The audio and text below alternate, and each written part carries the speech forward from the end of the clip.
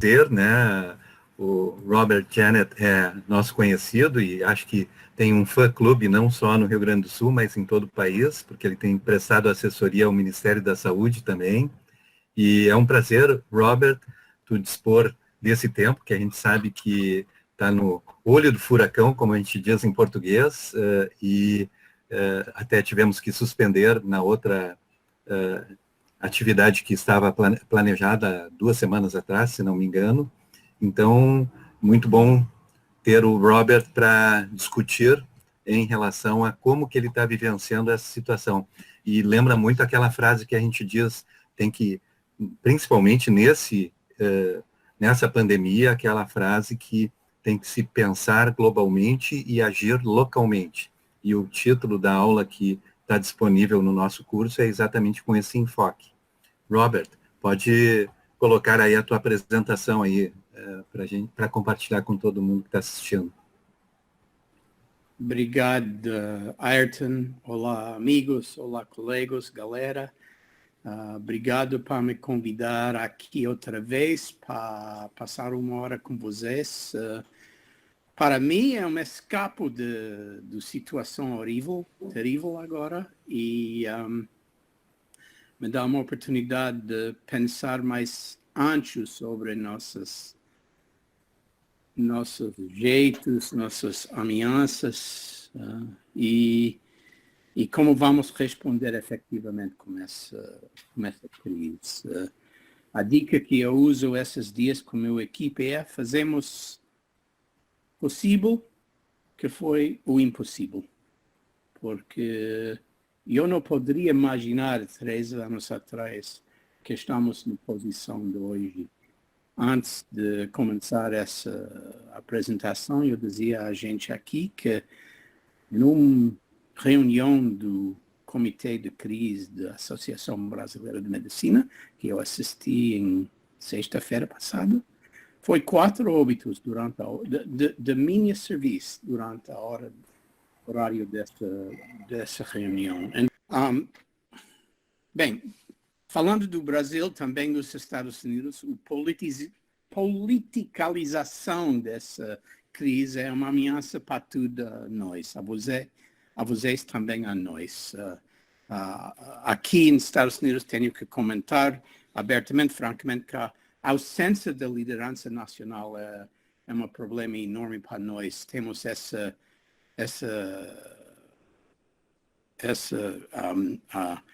conferência da imprensa com Trump recentemente, que ele sugeria que pode engolir Clorox ou injetar os produtos de limpeza no sangue, etc. Terrível. E essa não ajuda nós, a comunidade de saúde, para responder à crise. Atualmente, essa nos atrasa. Então, eu quero falar com essas coisas aqui sobre a situação agora, um update de 3 semanas mais adiante, nossa última conversa. Espero que podemos conversar muito durante essa hora. Mas quero falar sobre o perfil epidemiológico dessa crise aqui em Massachusetts. Quero falar sobre umas dimensões sociais dessa doença. Quero comentar mais das mudanças rápidas que fazemos nos hospitais, ambulatórios e outros lugares no sistema de saúde, nossa rede. Quero falar sobre proteção do pessoal que trabalha no campo da saúde e, se me permite, quero fazer as predições pelo futuro. Então, a informação, essa é da semana passada, aqui em Massachusetts. Essa é principalmente uma doença dos idosos. O porção do gente com atendimento hospitalar é principalmente a gente 50 anos e em cima. E a taxa de mortalidade dividido por idade é enorme nos extremos idosos, 80 plus. Pode vir esse impacto, obviamente, nesse gráfico. Essa é Massachusetts, mas a experiência aqui é similar dos Estados Unidos total. sabe que passemos além do 1 milhão dos casos de Covid identificados nos Estados Unidos essa semana. Estamos além de 58 mil óbitos de Covid agora nos Estados Unidos. Massachusetts, uma população de quase 7 mil pessoas.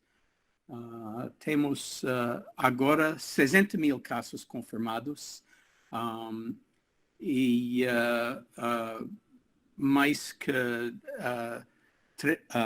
3.100 óbitos em Massachusetts.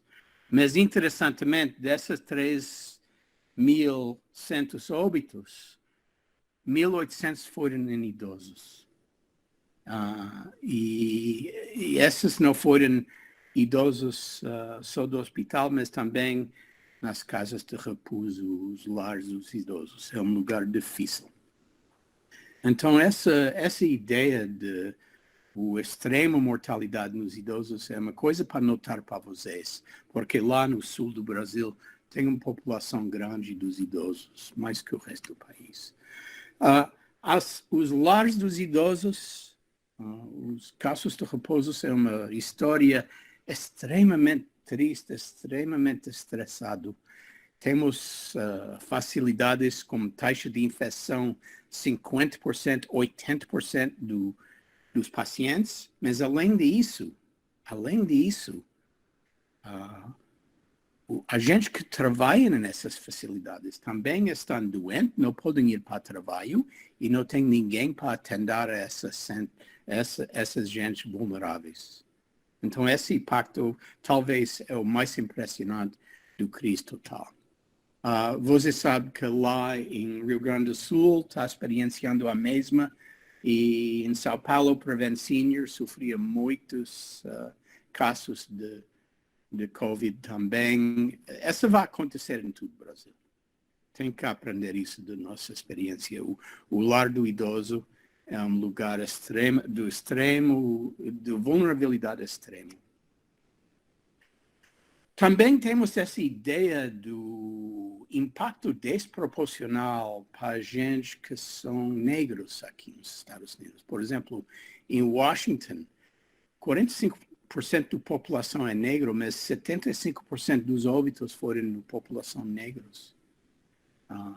Impressionante. E em vários outros lugares em Estados Unidos pode vir o impacto desproporcional da raça negra. Em Louisiana, com 33% da população negra, 65% dos óbitos foram de população negra. Essa vai impactar o Brasil também, pelas mesmas razões. A existência de doenças crônicas, a ausência de acesso a sistemas de saúde e nutrição ruim, condições econômicas ruins e situações sociais ruins nas casas deles. Aqui é um exemplo. Aqui é a diferença da prevalência dos casos de Covid no estado de Massachusetts. E pode vir aqui, nesse lugar, perto de Boston, o impacto é demais. E talvez o epicentro do epidêmico aqui em Massachusetts é uma cidade em que nossa rede atende principalmente. Aqui é a nossa rede e os casos identificados com geolocalização pode vir verde e azul são casos e o tamanho do círculo é o número dos casos nesse local e vermelho e laranja são os óbitos. E pode vir essa concentração desses números dos casos.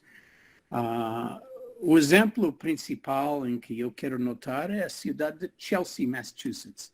Chelsea é uma cidade dos imigrantes. Aqui é uma cidade em que pode observar 10 membros de uma família em um quarto. E nessa situação de casas inadequadas, o taxa de contagioso dessa doença é impressionante. Por isso, os números populacionais em Chelsea é enorme. Também falta comida, falta trabalho. Esses são os mais pobres do estado. E vocês talvez lembrem que eu trabalho no rede público. Esses são nossos pacientes. Então, eu quero voltar ao tema de planejamento para mudar o serviço de saúde para responder a essa crise. Um tema em que eu falei a última vez. Quero repetir um pouco. Esse gráfico é um pouco de confusão porque o mais antigo é no lado direito da tela e o mais recente é no lado esquerdo da tela. Mas veja essa semana entre 8 de março até 15 de março até 22 de março. E essas são as mudanças de visitas presenciais até visitas de telemedicina. E pode vir que, de repente, em quase instantaneamente, mudemos de um serviço que foi 100% presencial em nossas unidades ambulatórias até uma situação agora que é quase totalmente em telemedicina. E esse foi um resultado de necessidade, proteger a segurança dos pacientes, também dos profissionais da saúde, e também uma mudança do âmbito regulatório, em que, de repente, o governo, o Medicare, Medicaid, as operadoras privadas, começava a pagar os profissionais de saúde, mesmo para a telemedicina que visitas presenciais. E essa foi uma mudança impressionante. Quero mandar a vocês a sua atenção esse artículo que acabamos de publicar. Essa foi dia 23 de abril. Acabamos de publicar isso em Up to Date. Peter Cohen e Jessamine Blau são meus colegas aqui em Cambridge Health Alliance. E aqui, em uma forma lúcida e também compreensiva, você tem acesso a todas as mudanças ambulatórias que fazíamos para responder a essa crise, inclusive nossos protocolos de avaliação do risco do paciente, estratificação do risco, etc., etc. E para suas preparações, essa é no domínio público. Você pode copiar nossos protocolos e usar em seu próprio jeito. E já sabemos de várias experiências no Brasil. Se vocês usaram nossas ferramentas, aplica muito bem a uma população brasileira, porque nossas são especialmente desenhadas por uma população carente. Também esse gráfico é impressionante. Esse vai do esquerdo ao direito na tela. Azul foi casos que não foram COVID.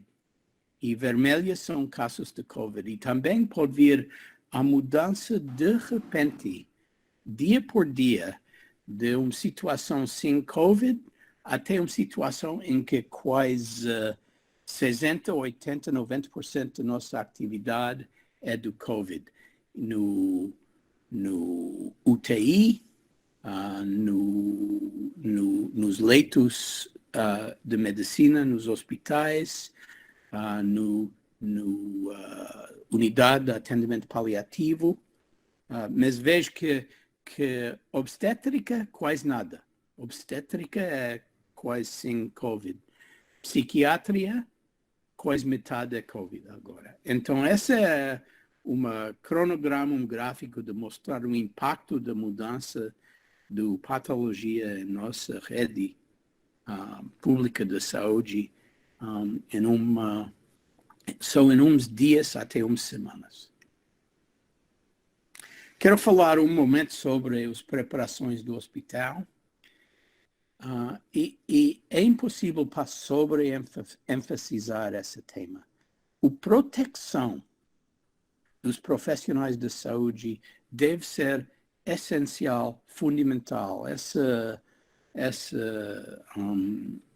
mudança a Personal Protective Equipment, é IPV, acho, não? Personal Protective Equipment. Foi necessário e o supply chain foi muito fraca. Muita dessa equipamento, o roupão, as máscaras foram do China e não foram disponíveis.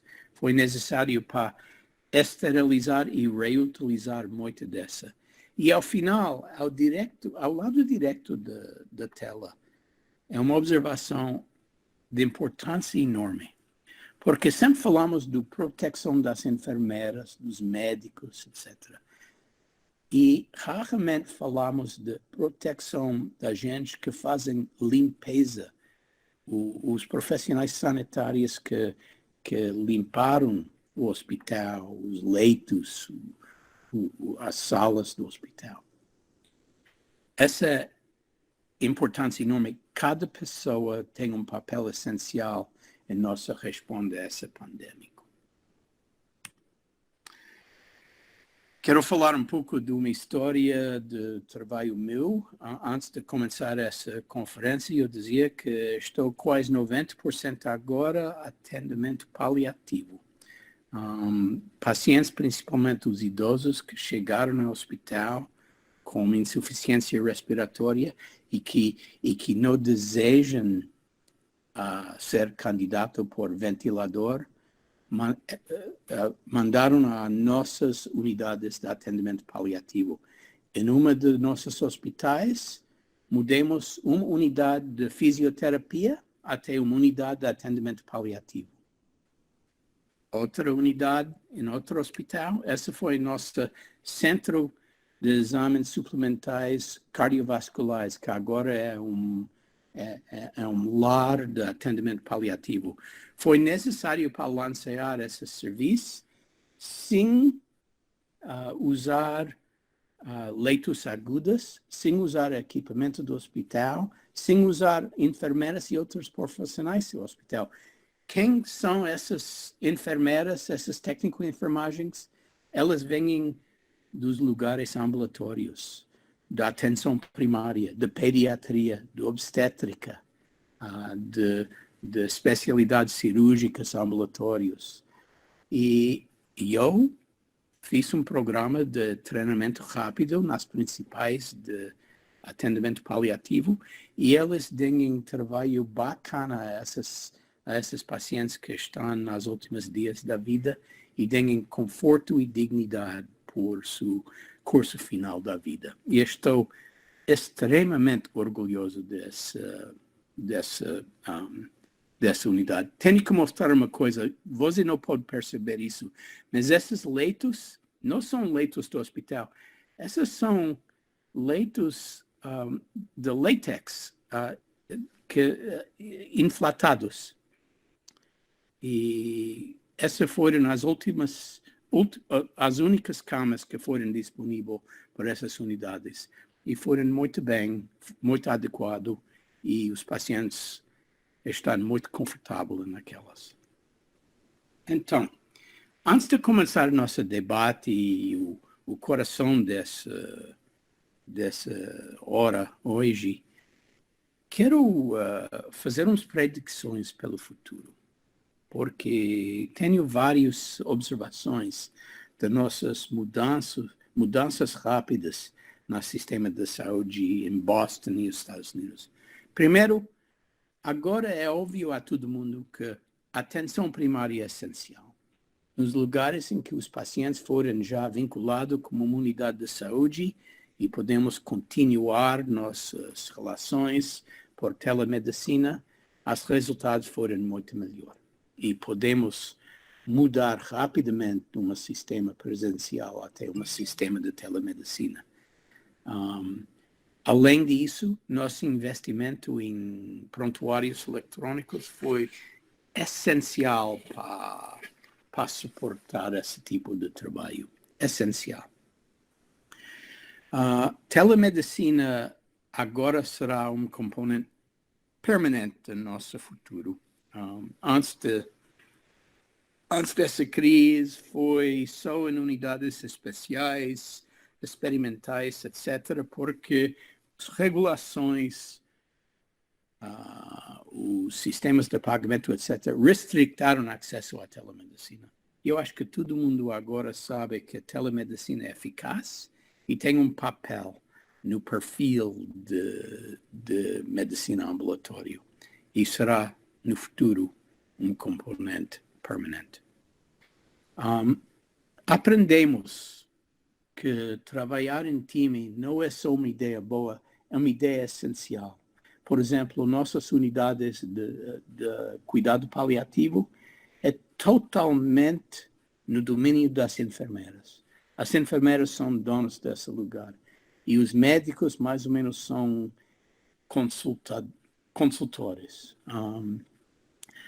Trabalhamos atrás dos várias especialidades, domínios juntos, e eu acho que quebremos as morais entre hospital e comunidade, as morais entre especialidades, e isso será permanente em nosso sistema futuro. E, finalmente, não posso terminar essas observações sem falar sobre o estresse financeiro. A estimação que os hospitais aqui em Boston estão perdendo $1 bilhão cada mês de falta de cirurgia eletiva, etc. E o sistema de pagar fee-for-service deve ser morto nessa situação, porque sabemos que se só pagamos por visita, não podemos suportar essas funções essenciais e não posso suportar a capacidade na reserva por uma crise futura.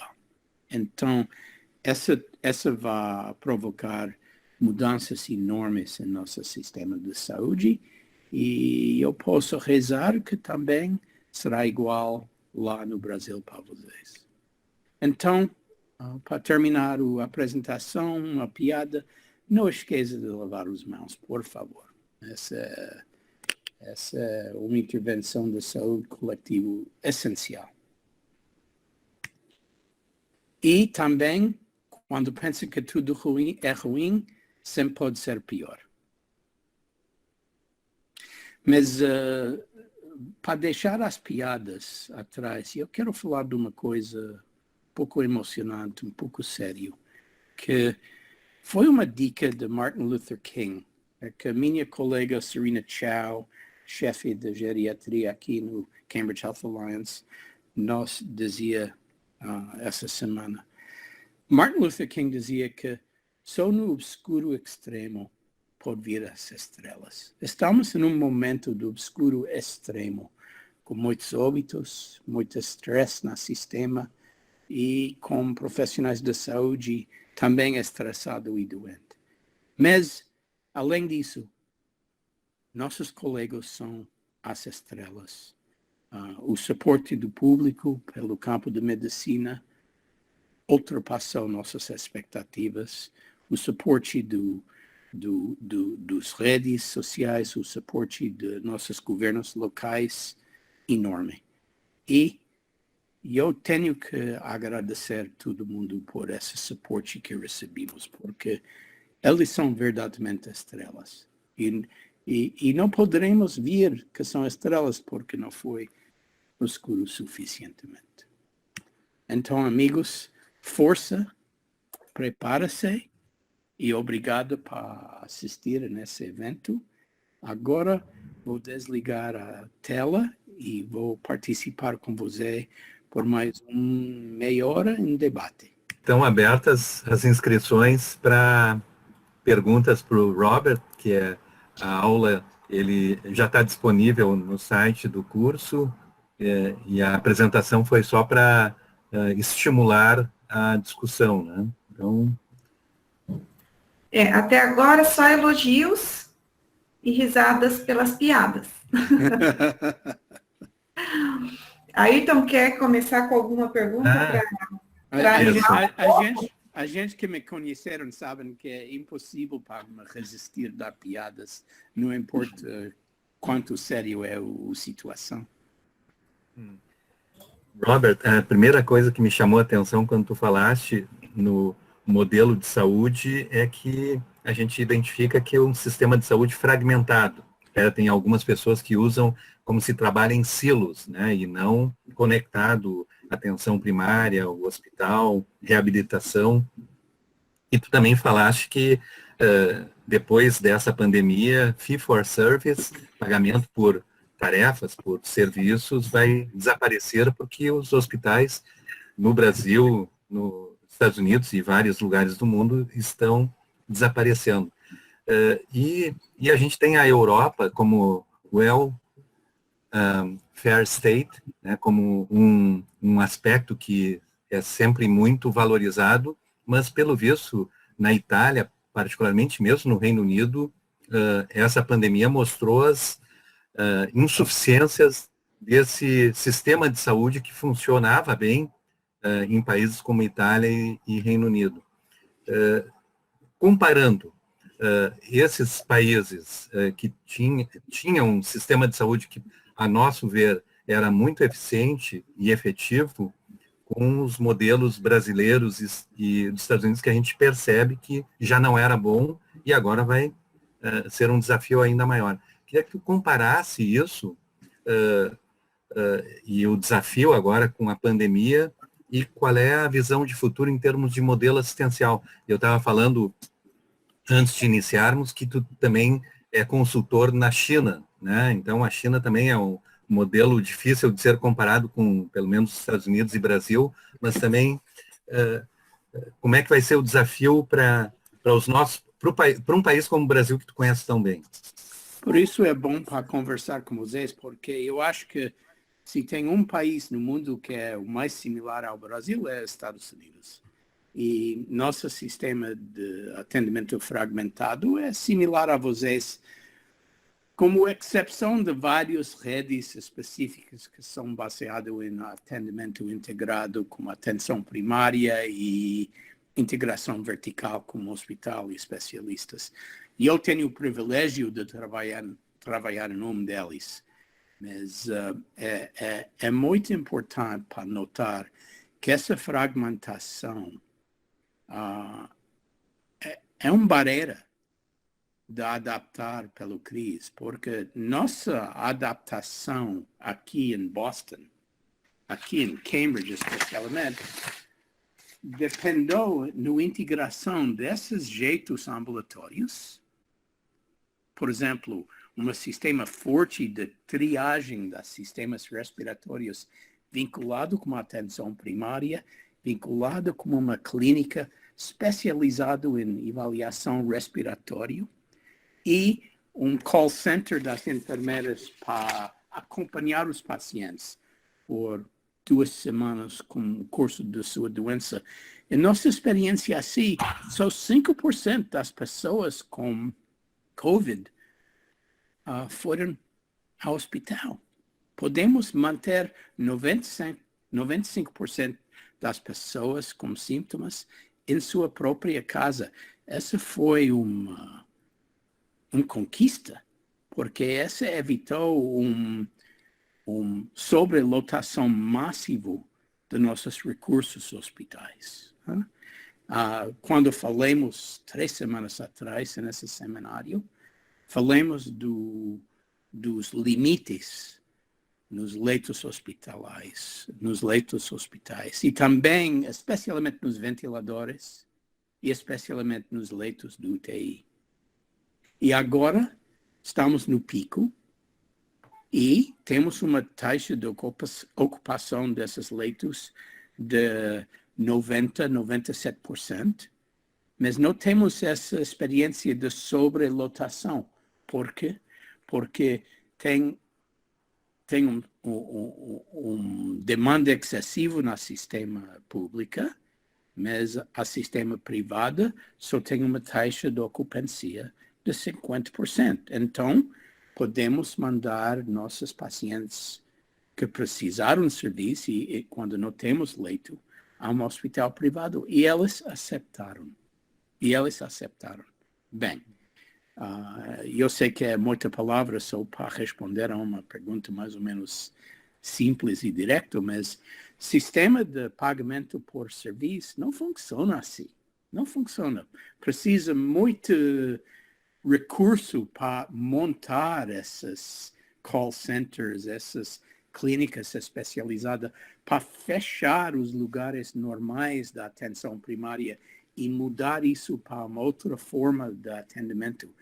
Essa precisa lucro, precisa dinheiro. Fee-for-service não paga adequado por isso. Então, agora, durante a crise, temos várias infusões do dinheiro, grants, etc., para suportar isso, mas podemos aprender isso. Podemos aprender que não podemos voltar para um sistema de fee-for-service, porque não suporta essas intervenções necessárias. Se posso comentar mais uma coisa. Essa cooperação entre a rede privada e a rede pública aqui é impressionante. E é mais ou menos além de nossas expectativas. Enfrentamos normalmente umas barreiras de mandar um paciente sem seguros a um hospital privado. E nessa crise foi muito fácil. Só uma ligação telefônica e aceitaram os pacientes facilmente. Facilitaram os transferências dos pacientes. Expandemos os números de leitos de UTI aqui em nossos hospitais por 100%. Agora, as unidades que foram antes dessa crise, unidades pós-operativas, unidades pré-operativas, agora são todos UTIs e os profissionais lá são os anestesiologistas, as enfermeiras de anestesia, cirurgiões gerais, etc. Eles são os intensivistas dessas unidades. Então, podemos duplicar nossa disponibilidade dos leitos de UTI e, quando eles são cheias, podemos mandar pacientes a lugares que não são lotados.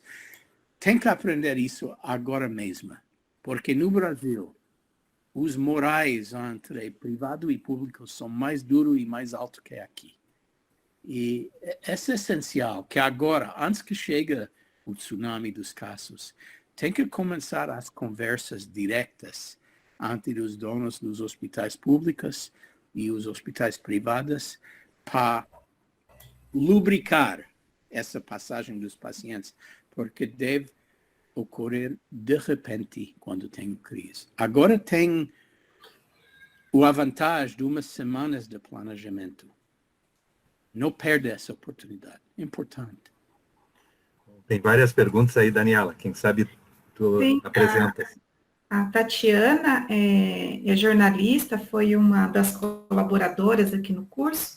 E aí ela fez duas perguntas, eu vou começar pela primeira. Então, a pandemia do coronavírus, pelos números apresentados, mata mais os pobres, os negros e imigrantes. Imaginamos que o mesmo deve se passar no Brasil. Seria também a pandemia uma forma, uma maneira de escancarar as desigualdades sociais? Seria, então, a pandemia da desigualdade?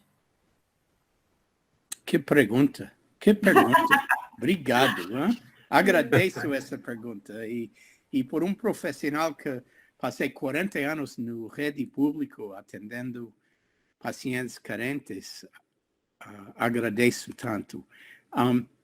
Essa pandemia magnifica as desigualdades, mostra em contraste óbvio, negro e branco, essas desigualdades. E é muito interessante, porque já sabemos que existem, mas para mostrar a diferença de morbididade e mortalidade, é um pouco sutil normalmente. Agora é óbvio. Mas aplique essa mesma aula à situação do Brasil. Quem foram os primeiros casos identificados com Covid lá no Brasil? Os brancos e os ricos. Mas por quê? Primeiro, viajaram. Tem gente que foram da Itália, etc. Os círculos sociais entre a gente, primeiro. Segunda, quem tem acesso às provas para mostrar que isso é Covid. Também foi os ricos e os brancos. Então, tem um epidêmico invisível na comunidade carente lá no Brasil. E vai existir essa desigualdade que será mais óbvio e será com mais informação, mais dados sobre o curso dos gente de alto recurso que os pobres.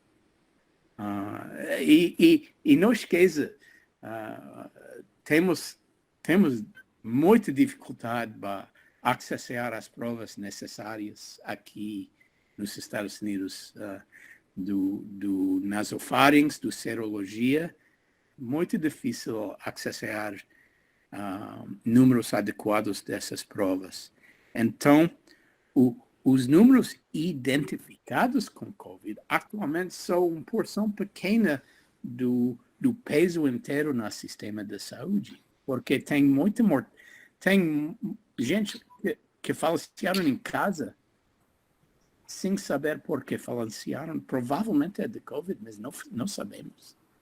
E acho que nas favelas do Brasil será exatamente assim. Exatamente assim. E a situação do Chelsea, com 10 pessoas em um quarto pequeno, em que a transmissão desse vírus respiratório de uma pessoa a outra vai repetir várias vezes nas comunidades carentes lá no Brasil. Então, o que no início foi uma doença dos ricos lá no Brasil, será na próxima degrau uma doença dos pobres. E o sistema de SUS, que é uma joia, uma maravilha, também vai ficar extremamente estressado. E eu acho que os números dos leitos de UTI no rede privado no Brasil é mais ou menos 45 leitos de UTI por 100 mil pessoas no Brasil. Se estou correto, eu acho que esse é o número. E esse é similar aos Estados Unidos.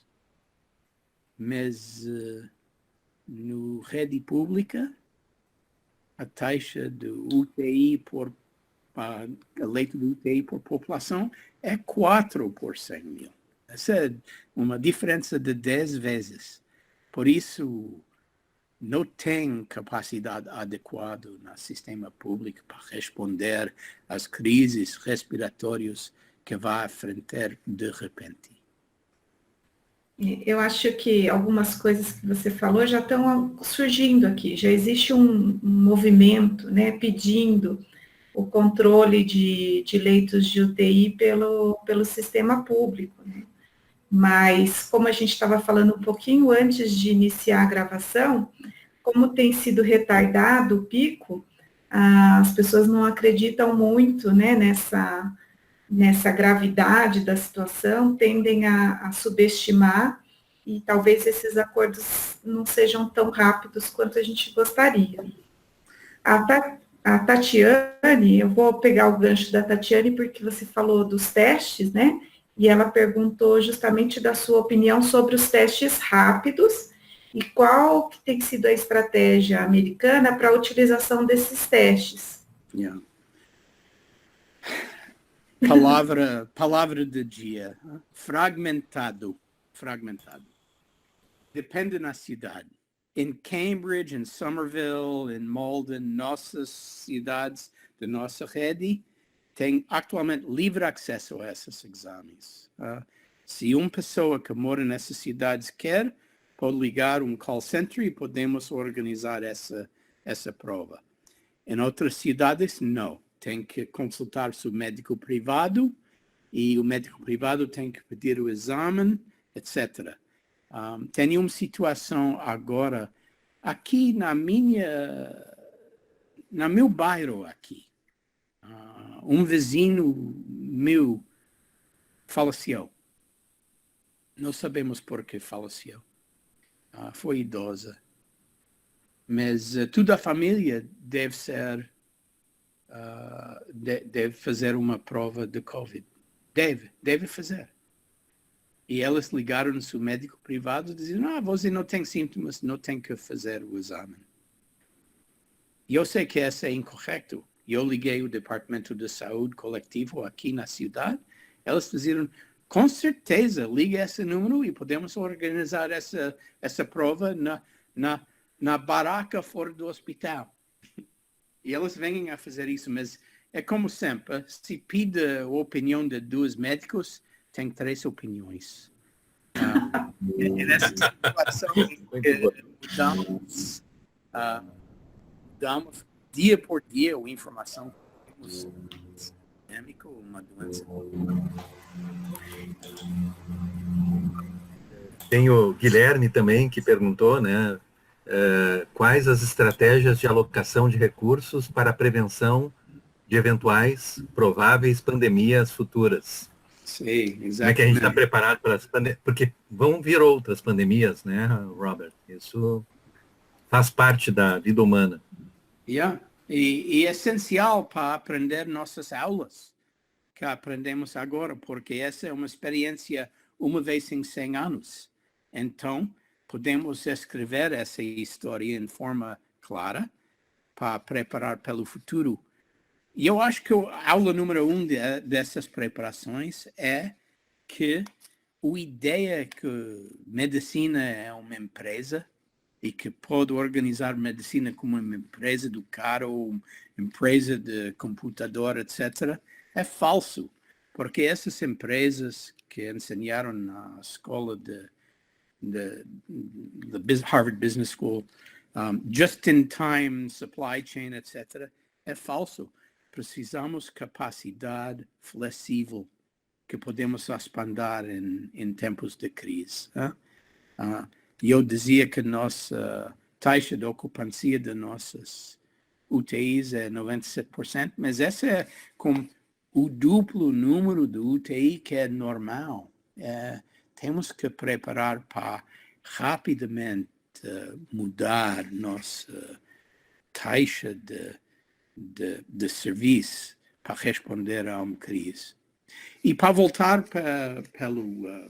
pelo anterior, essa up-to-date, que explica as mudanças ambulatórias, as mudanças de responder imediatamente a uma mudança de patologia, a mudança de perfil epidemiológico de uma população, é essencial. E estudar esses protocolos, copiar, implementar, e não esquecer como fazemos isso. Esse foi um tour de force que fazemos em só uns dias até umas semanas. Estou muito orgulhoso disso, mas difícil. Estamos trabalhando 16, 18 horas por dia, 6, 7 dias por semana agora. Essa vai provocar outro tipo de doença e estresse nos profissionais de saúde. Impossível para sustentar esse nível de esforço. Tem várias perguntas, né? A Tatiana tinha perguntado também como encarar, né, a quarentena, o isolamento, o distanciamento social entre pessoas que trabalham na informalidade e vivem miseravelmente. Então, aquelas pessoas que não têm muitos recursos, né? E como é que tem sido aí, Dr. Robert? Um desafio enorme. Nosso setor informal é menor que a sua, com certeza. Então, o que sofremos vai magnificar 10, 100 vezes no Brasil que é aqui. Primeiro, o sistema de regulação é essencial, porque temos que mandar que os cidadãos ficarem em casa, por lei. Porque se é a escolha do pai da família trabalhar ou ficar em casa e falta recurso para pagar o aluguel da casa ou pagar pela comida, vai, obviamente, escolher de trabalhar. E essa vai aumentar o pandêmico. O governo está fazendo muita coisa agora. Mandaram cheques a todo mundo por $1.600 cada pessoa, se tem uma renda de menos que $75 mil por ano. Então, esse estímulo financeiro foi essencial para continuar a vida dia por dia, sobreviver o isolamento social. Mas é duro e a população está cansada disso. E agora, como lá, podemos observar várias manifestações da gente nos dá liberdade para escapar de casa. E os médicos pensaram que nos dá uma dor de cabeça enorme, porque está aposentando liberdade contra a saúde. E estamos matando nós para dar serviço necessário pela população, e a gente quer parar essa quarentena, que é a única maneira para evitar a próxima tsunami da doença. E você tem outro problema nacional que nós temos aqui, uma administração federal que não suporta essas evidências científicas dos benefícios de isolamento social. Por isso eu mandava o primeiro quadro, o vírus na sofá do psiquiatra. Muito bom. A Jaque, eu estou chamando de A, porque eu imagino que seja Jaqueline, talvez, trouxe uma fala, né, do Bill Gates, em algum momento, de que se tivesse uma arma, né, em construção, uma arma capaz de matar 30 milhões de pessoas, teria uma noção de urgência para o preparo para essa ameaça. E no caso de pandemias, a gente não tem essa urgência. Isso teria sido em 2018. Ela pergunta se acha que mudaremos isso depois da experiência atual. Yeah. E isso é uma guerra, amigos. Isso é uma guerra. Faleceram 58 mil americanos já. E estamos só no pico.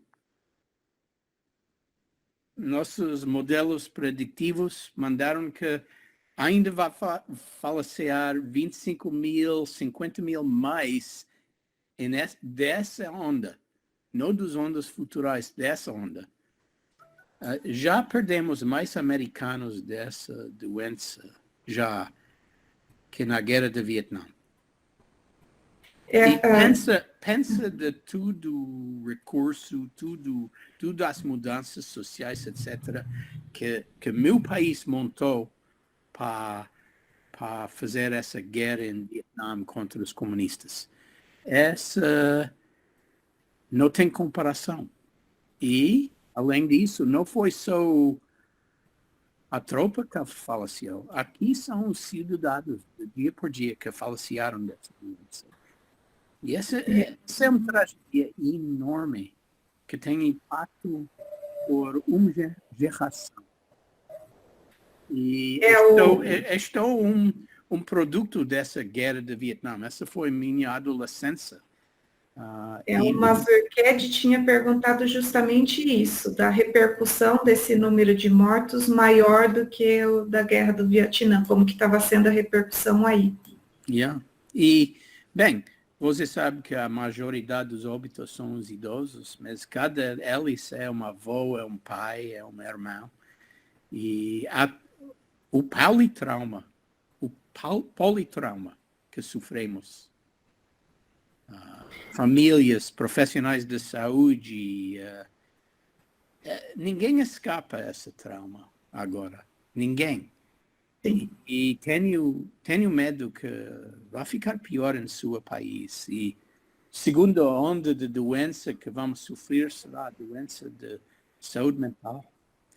Agora, quando temos tudo, adrenalina, cortisol para lutar contra o crise, não podemos perceber nossas próprias dores, tristezas, lágrimas. Eu tenho que confessar, eu fui com muitas lágrimas ainda, muitas. Foi meus momentos privados, nos serviços religiosos, etc. E eu chorei bastante já, mas eu acho que todo mundo tem mais lágrimas para chorar nos meses e anos seguintes.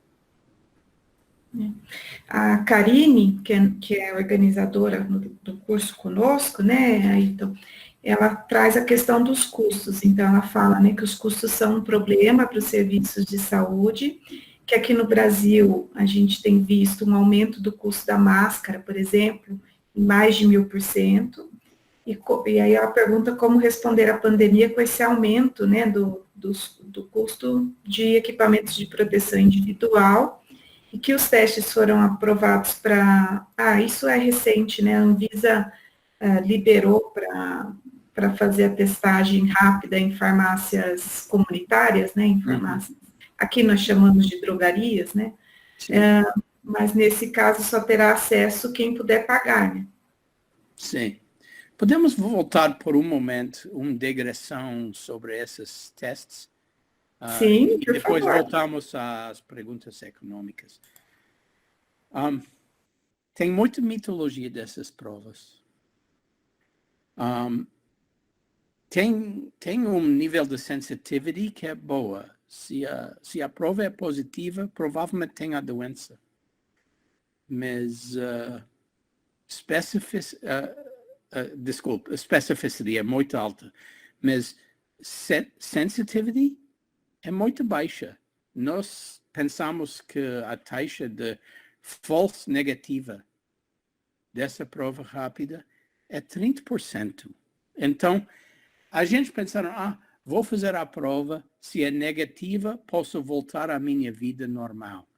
Não, errado.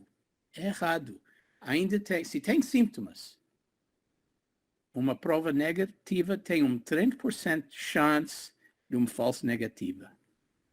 Então, tem muita pessoa no público que receberam uma assegurança falsa dessas provas. E se só faz a prova na drogaria, na farmácia, e não tem um profissional da saúde para aconselhar as implicações dessas provas, pode magnificar os problemas da população. Então, essas provas ofereceram benefícios, mas também ameaças. E a prova nova de serologia, que acabamos de lançar aqui, ainda não sabemos a utilidade dessas provas, se mostra uma imunidade à doença ou não. Então, pensamos que agora essa prova serológica só é uma ferramenta de pesquisa, não é uma ferramenta clínica. Então, prova é um problema grande. Vamos voltar um momento aos custos. Tem vários custos. Né? Tem os custos dos serviços diretos de saúde, que já sabem que tem o custo do material, que tem empresas que tomam a vantagem da situação para fazer muito lucro disso. Tem dificuldades para controlar o supply chain e mandar os depósitos corretos pelos profissionais de saúde e não mandar só para pessoas que desejam usar a máscara da N95, etc. Tem esse tipo de impacto econômico. Tem um impacto econômico nas redes de saúde. Tem sistemas privados de saúde aqui em Boston. Tem sistemas privados aqui em Boston. Não sei onde está o telefone. Já. Tirou. Tem sistemas de saúde aqui em Boston que está acordando os salários dos médicos, outros profissionais de saúde, por 20% ou 50%, porque não tem dinheiro para pagar. Então, tem médico trabalhando 18 horas por dia, 6, 7 dias por semana, com salário metade. Quem pode sustentar isso? Quem?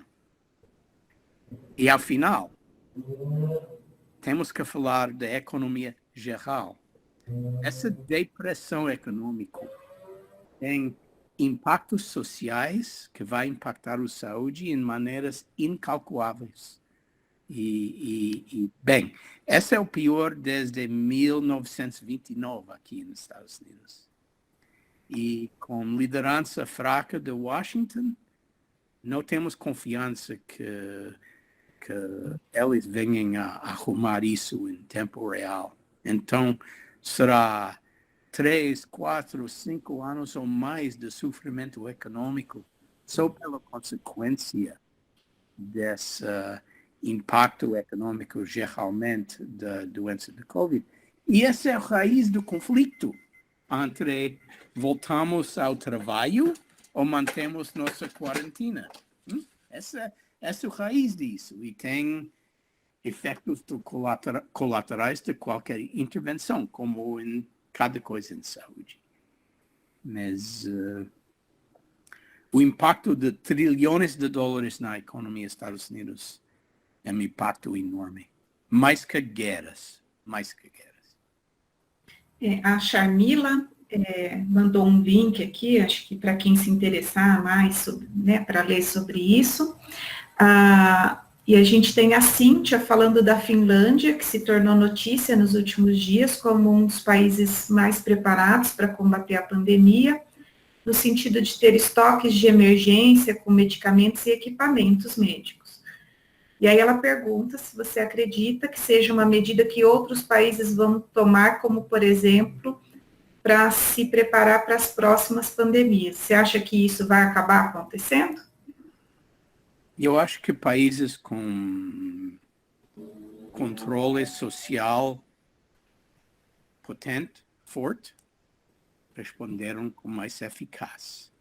E países como o Brasil, Itália, Estados Unidos, com muita liberdade e muito individualismo, não têm controle bem da sua população e vai enfrentar um nível de comportamento que não é eficaz para combater essa doença. China, que conheço, não é democrática. Pode fechar uma região forte de repente e ninguém pode sair da sua cidade, da sua casa, etc., senão vá para a cárcere. Então, essa é a China.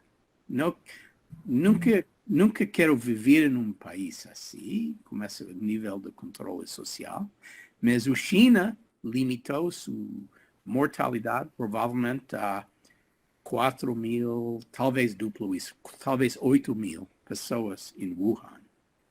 E poderia limitar a infecção, principalmente à providência em que está Wuhan. Itália foi o contrário.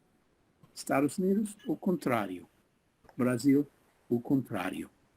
E Sim. vai haver uma expansão do pandêmico em nossos países. A piada que eu gosto é que é como um macarrão. O inventor foi chinês, mas para expandir essa comida em todo o mundo foi Itália. Eu vou, antes de passar para a pergunta da Letícia, que é estudante de psicologia, está aqui falando, eu vou emendar uma pergunta nisso. Aqui no Brasil, a gente brinca que o brasileiro tem memória curta. Então, a gente tende a acreditar que depois que as coisas melhorarem um pouco, essa questão da preparação para uma nova pandemia não deve ser uma agenda, né, aqui no país. Aí, vocês têm essa memória curta ou não? Sim, não, porque a resposta à pandemia de influenza espanhola em 1917, 1918, 19 é uma coisa que falamos muito na história.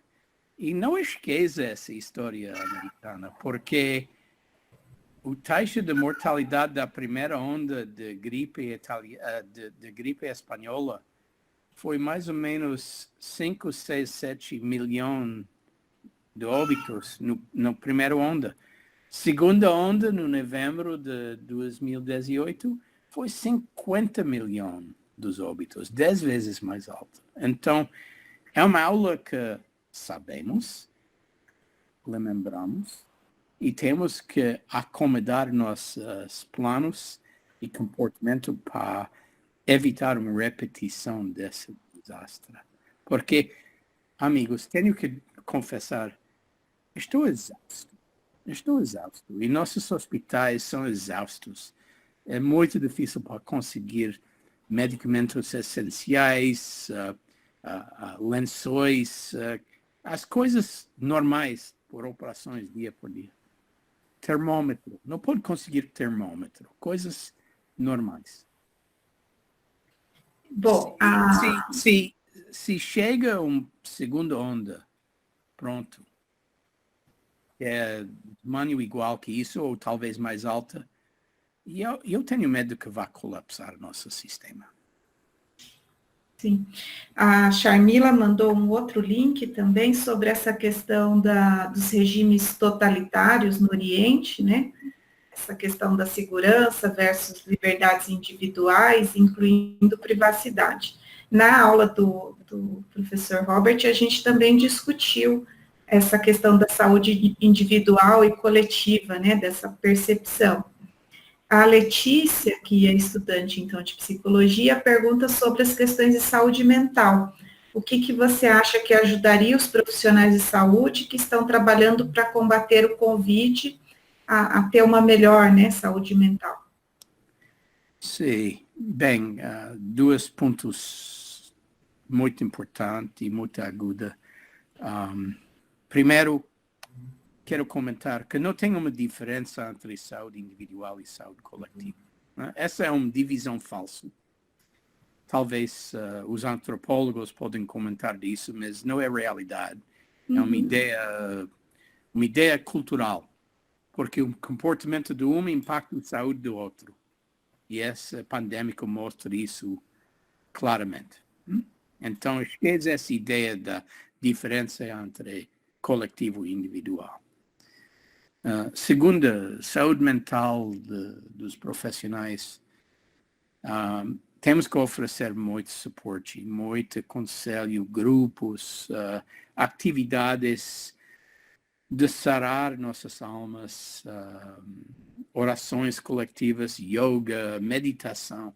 Estamos tentando fazer isso virtualmente, no dia por dia, mas depois que passa a crise, temos que dedicar muito tempo para esse esforço e deve ser um componente do seu trabalho dia por dia. Não pode ser que tome uma hora livre para fazer uma atividade de sarar sua alma. Deve ser um componente do seu trabalho normal, porque senão vamos experienciar muitos efeitos colaterais de largo prazo do comportamento dos profissionais de saúde. Já foi um suicídio de um médico aqui em Nova York, na semana passada, um médico que trabalha no epicentro em Nova York do pandêmico, e ela foi para a casa dos seus pais e matou-se. E eu acho que esse é só o tipo do triângulo. Vamos ver muito mais disso. A Cíntia, que é aluna de farmácia, né, na Unifesp, está falando sobre Diadema, né? Diadema é uma cidade aqui da região metropolitana de São Paulo, que o prefeito recorreu na justiça para reabrir o comércio da cidade. Né? E ela fala desse medo do futuro.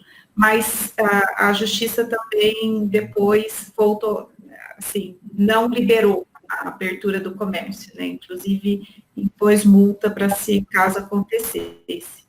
A Larissa pede para você falar um pouquinho sobre a prática de exercícios físicos durante a pandemia.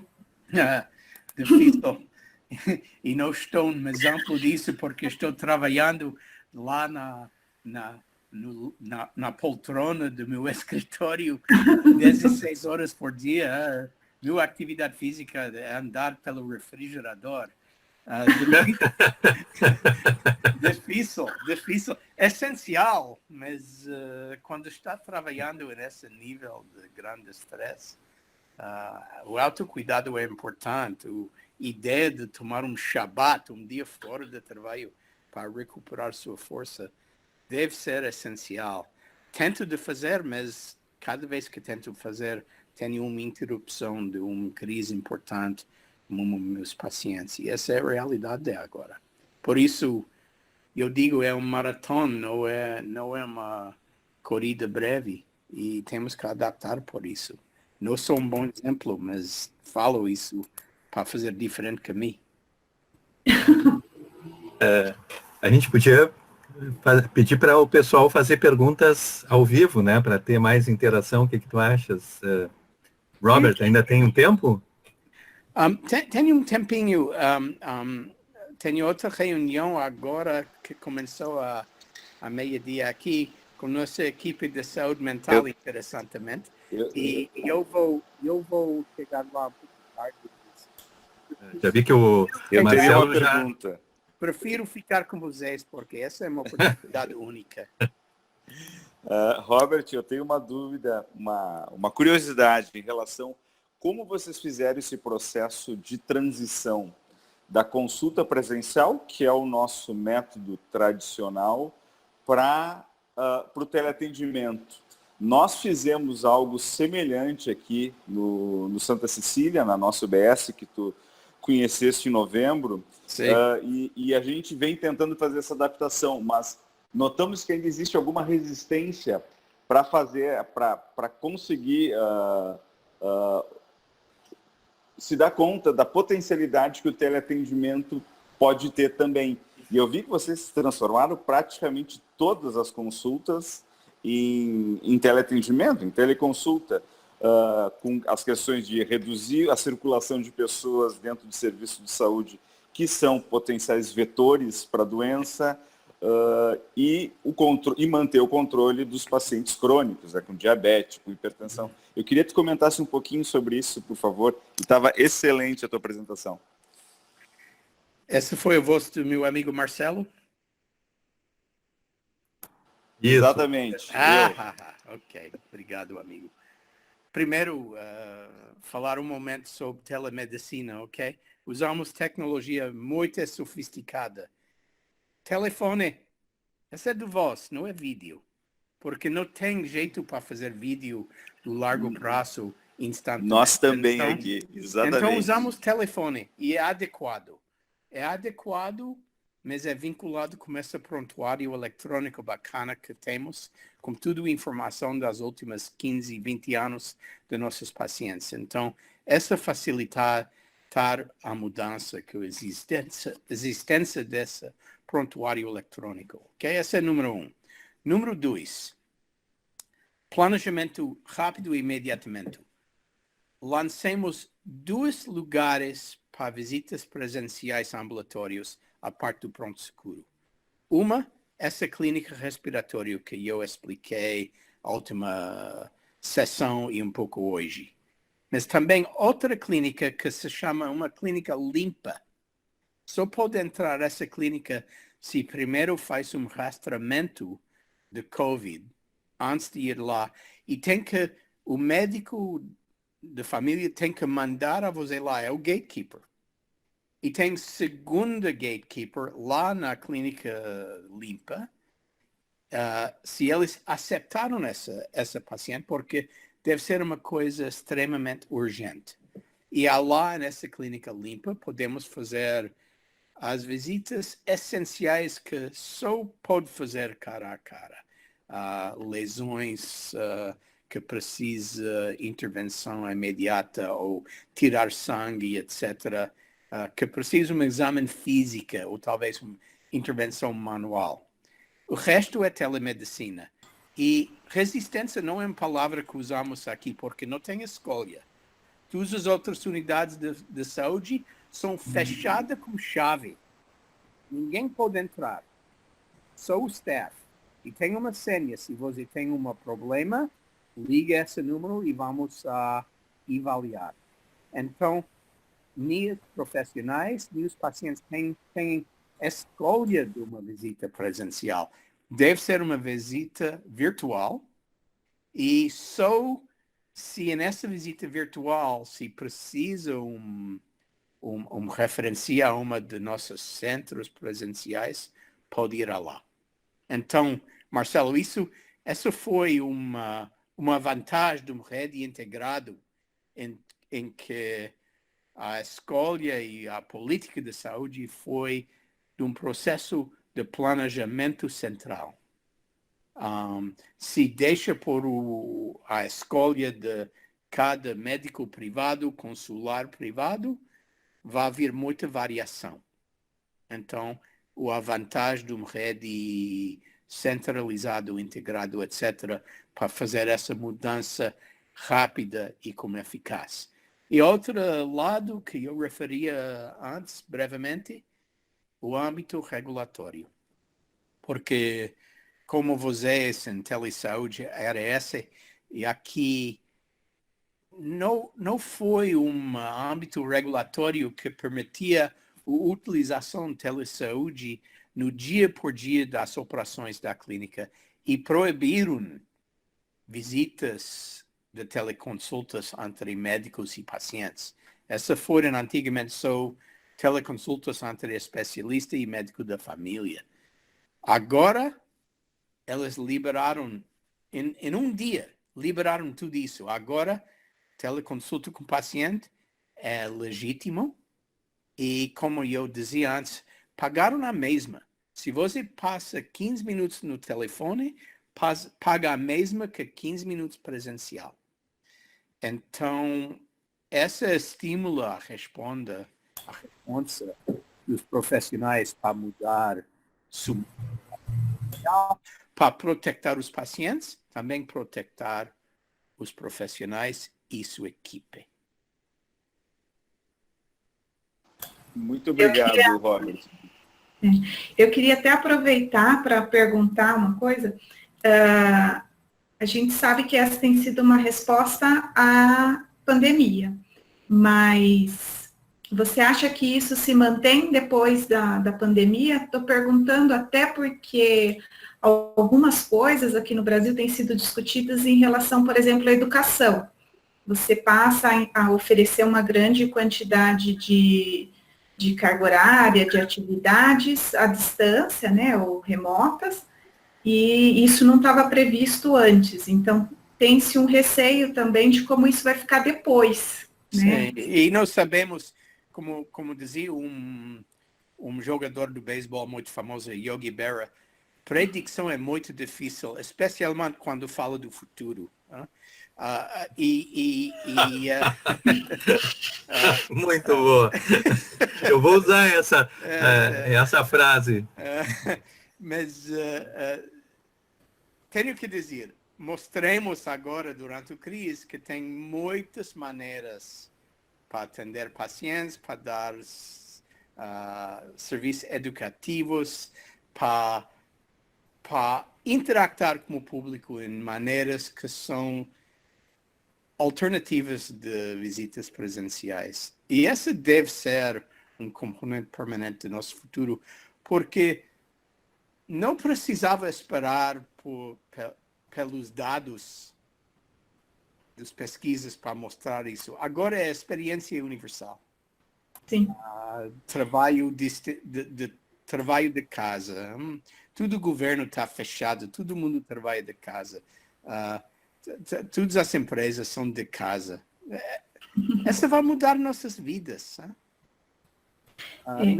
Minha filha é professora de 5ª classe de matemática e está fazendo suas classes online, mas também está uma mãe que tenta educar seus próprios filhos em casa. E o estresse de dar educação em casa para seus próprios filhos é difícil. 2 alunos mandaram por castigo por brigar e a professora foi demitida por beber no trabalho. Né? A Karine tem até uma pergunta também sobre o ensino. Karine, você quer abrir o microfone ou você vai digitar? Sim, olá, bom Olá, dia Karine. a todos. Bom para vir, o foto. Desculpa, eu estou num computador que não tem câmera, mas muito bom te ouvir sempre. Eu estava me perguntando também, aqui na UFSPA, a gente está com as aulas suspensas. Sim. E uma das nossas preocupações é justamente, daqui a pouco, o que vai acontecer com o calendário, né? Inclusive, os estágios foram suspensos no início, porque para proteger os alunos, né? Alguns hospitais não estavam com... alguns serviços não tinham EPI para todos. E agora nós estamos voltando num sistema de voluntariado, mas todas as aulas estão suspensas. Então, assim, eu queria saber um pouquinho como está isso aí, como é que é o ensino, se os estudantes estão indo para o serviço. Sim, posso falar do Harvard, que é a minha faculdade. Harvard está fechado, o campus está fechado. A única pessoa lá é mim e meu cachorro andando na grama lá. Não tem alunos em Harvard agora, no campus, mas tem classes que continuaram online. A escola de medicina, difícil, porque muita experiência de medicina deve ser uma experiência presencial no laboratório, no hospital, etc. E estão tentando adaptar isso para vários jeitos, ensinamento de vídeo, de virtual reality, etc. Mas difícil. E os alunos no último ano de classe na escola de medicina ofereceram graduar precoce e mandaram esses alunos nos hospitais para trabalhar como internato, interessantemente. Nosso plano agora é manter a universidade fechada até setembro. E eu acho que em julho ou agosto, quando podemos entender se temos capacidade de reduzir nosso isolamento social, vamos reavaliar essa decisão. Mas agora o plano é começar classes em setembro em Harvard. Classes presenciais. As escolas públicas, de escola secundária, escola primária, fechado também até setembro. Nós também temos uma lei que permite a antecipação da formatura para estudantes de medicina, farmácia, enfermagem e fisioterapia. Vocês tiveram um bom retorno com esses estudantes que se anteciparam a formatura? Eu acho que eles têm experiência extremamente rica, a responsabilidade muito mais alta como aluno de medicina, e no futuro será médicos melhores por causa da imersão nessa crise. Estamos muito orgulhosos dos nossos alunos. Eles participaram em todos os níveis do nosso sistema, em telemedicina, fazer tracking dos pacientes, faz ligações aos idosos em casa para monitorar, mas também trabalho presencial nos hospitais, no centro respiratório e na clínica limpa, no pronto-socorro, etc. Esses alunos nos ofereceram uma fonte muito rica de energia. E não é só os alunos de medicina, também alunos de farmácia fazem muito. E tenho que dizer, em nossas unidades paliativas, eu dizia antes que eu dava treinamento para enfermeiras ambulatórios para funcionar como enfermeira paliativa, mas também eu dou aulas para higienistas dentais para funcionar como um técnico de enfermagem eficaz nessas unidades. A flexibilidade dos profissionais de vários campos de saúde é impressionante nessa crise. Por isso eu digo que são estrelas na obscuridade.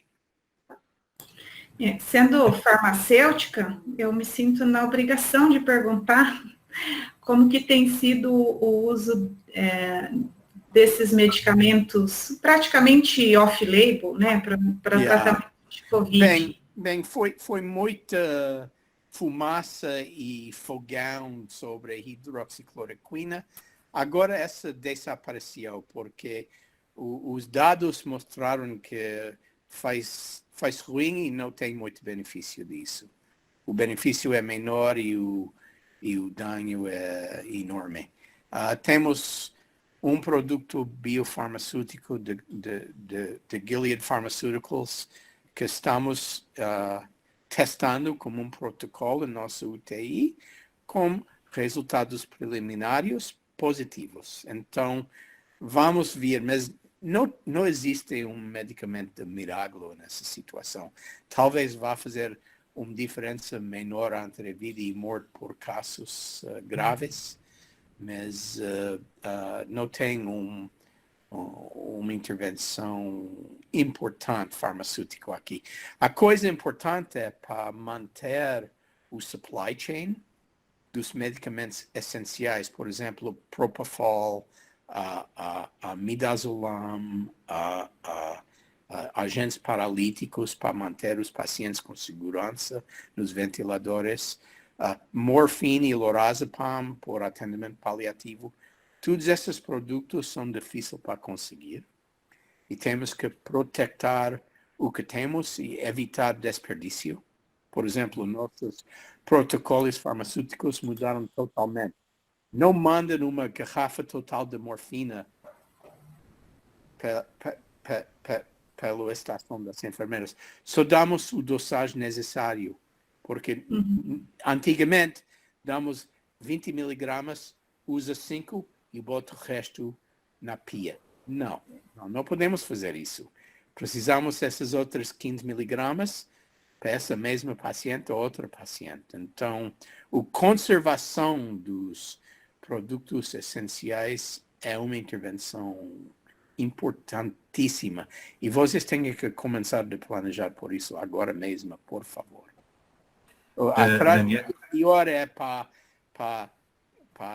dar ventilador ao paciente e não tem agentes suficientes para fazer isso com conforto pelo paciente. Porque a taxa de mortalidade, quando o paciente entra no ventilador, é 88%. Então, se esse paciente entra no ventilador, provavelmente é o fim da sua vida e não merece sofrer. Não merece sofrer. Então, tem que assegurar que tem agentes de anestesia e parálise para fazer essa experiência o mais conforto que é possível para esses pobres pacientes. Eu gostaria de convidar, eu vi que a Lúcia, a nossa reitora, ainda está presente. Lúcia, se tu estiver ouvindo, gostaria de fazer um comentário. A gente já está quase concluindo. Não sei se ainda está. Eu acho que ela saiu. Agora eu vi que ela saiu. Either that or she's speechless. Bom, alguma pergunta a mais? Nós temos a pergunta da Márcia sobre atendimentos odontológicos eletivos. Atendimento odontológico, acho que ainda tem o que falar, mas eletivo, acho que parou tudo, né? Não existe. Não tem nada de serviço eletivo. Nada. Não existe fisioterapia presencial. Não existe serviço de cirurgia eletiva. Não existe visitas à vontade do paciente pelo médico por uma pergunta normal. Esses serviços não existiram no nosso sistema agora. E as unidades odontológicas atualmente são fechadas. E só tem algumas abertas por uma crise dental. Por uma crise. Bom, você está falando muito da experiência que vocês estão tendo aí, né, com a sua clínica, né, com as pessoas que você conhece. Você acha que está assim também pelo resto do país ou extremamente fragmentado, como você falou no início? Extremamente fragmentado, e tenho o privilégio de funcionar, trabalhar em um sistema integrado com esse nível de planejamento central. Os redes normais dos Estados Unidos são privados, fragmentados, não tem vínculo entre hospital e médico, etc. Não tem essa integração vertical, e esse é um fracasso. Esse é um fracasso. E você vai experienciar exatamente a mesma. Sim. Bom, aí então não temos mais perguntas e temos que liberar também o Dr. Robert para as reuniões dele. Eu vou voltar para falar com o meu psiquiatra. Muito bom. Eu tenho certeza que o pessoal que teve a oportunidade de assistir ao vivo aproveitou muito. Robert, muito obrigado pela contribuição. E, claro, vai ficar online, gravado, e o pessoal vai ter a oportunidade de assistir em outros momentos. E a gente precisa um pouco de sorte também, né? Quem sabe, e muita pesquisa, muita ciência e muita comunicação efetiva, né? Eu acho que essa é a mensagem que a gente percebe ao longo. A informação muda diariamente. Como? Diariamente muda. Yeah. Então, agradecer a participação de todos, né? E a gente agradece, aqui no chat também veio uma série de elogios e agradecimentos, Então, a gente finaliza agradecendo mais uma vez. E se E quer dizer que a gente repetir, ainda... se quer repetir, podemos fazer outro dia também. Ah, que ótimo! Ah, eu acho que com certeza, acho que só deixar Foi um- passar mais um tempo, né, Ayrton, para poder atualizar de novo como é que tem sido depois do pico, né? Esperamos que passe e a situação melhore logo, né? Talvez Foi um privilégio a gente compartilhar contigo, Robert. Sempre Essa é um que é a privilégio verdade. meu. Obrigado, amigos. Obrigado tanto.